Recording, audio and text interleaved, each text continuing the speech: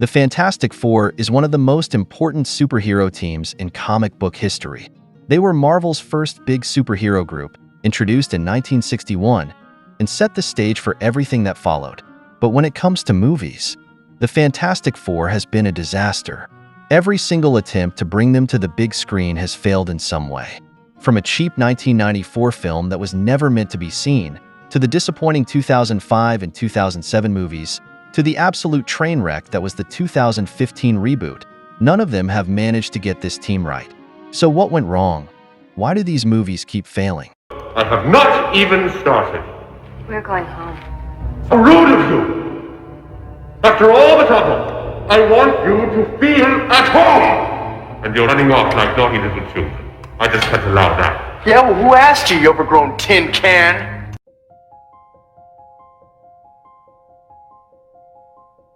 Before the big-budget Hollywood movies, there was a Fantastic Four film made in 1994. This was a very low-budget production, with cheap special effects, bad costumes, and clumsy acting. But here's the thing, it was never meant to be released. The movie was only made because the studio that owned the rights had to make something before their contract expired. If they didn't make a Fantastic Four movie, they would lose the rights. So they threw together a quick, cheap movie and never planned to show it to anyone. Because of this, the movie didn't even try to be good. The acting was stiff, the story was weak, and the special effects looked like they came from a student film. It was a mess. But honestly, we can't blame this one too much. It was never meant to be seen. The real failures came later.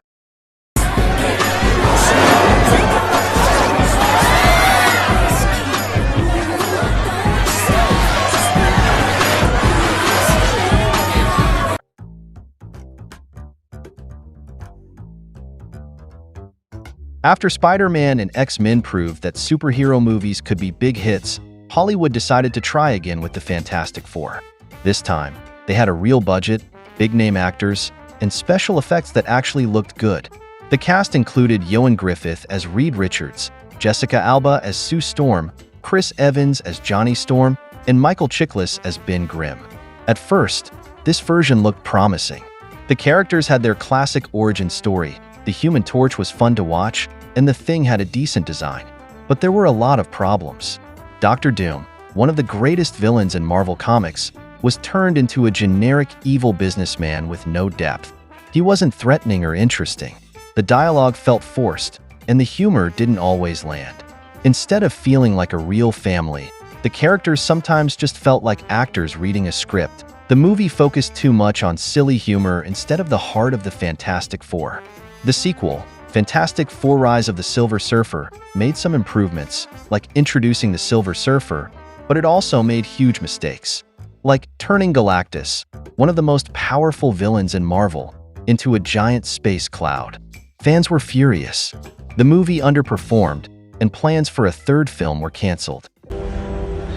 Victor. If this world must die, so that mine may live, so be it.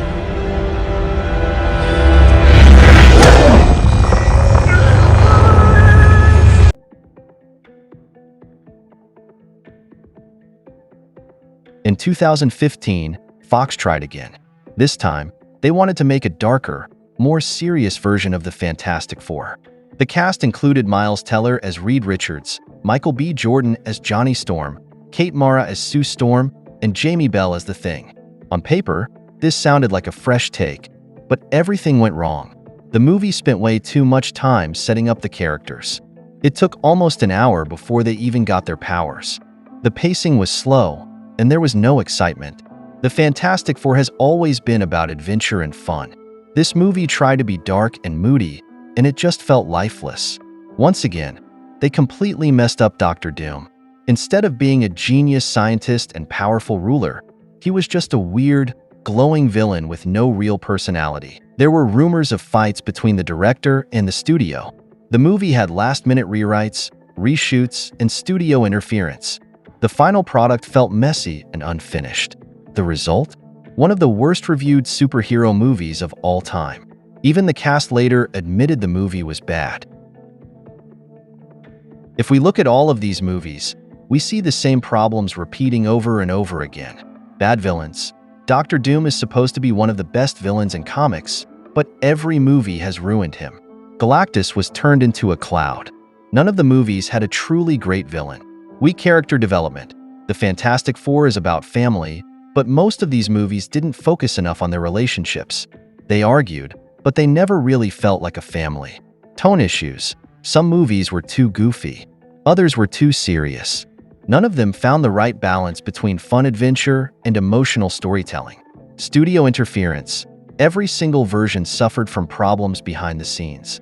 Whether it was rushed production, script changes, or director disagreements, the movies never had a clear vision.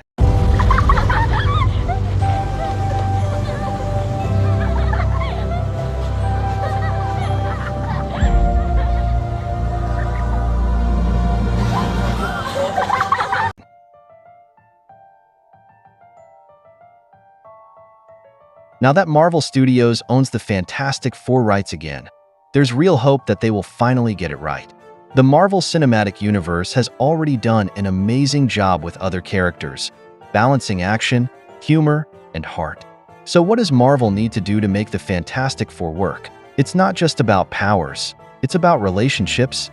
Reed and Sue's romance, Johnny and Ben's brotherly rivalry, and their shared struggles need to be at the heart of the story. Doctor Doom needs to be done right. He should be smart, powerful, and complex, not just another evil businessman or generic bad guy. The Fantastic Four should be adventurous and exciting, but also emotional and personal. It should feel like a grand sci-fi journey, but with real character depth. And Marvel needs to let the creative team fully develop their vision without last-minute changes that ruin the movie. The Fantastic Four has the potential to be one of the best superhero movies ever. But after years of failures, Marvel Studios has to prove that they understand what makes these characters special. If they get it right, the Fantastic Four could finally have their moment in the spotlight. Make sure to like and subscribe if you enjoyed this video, and I will see you in the next one.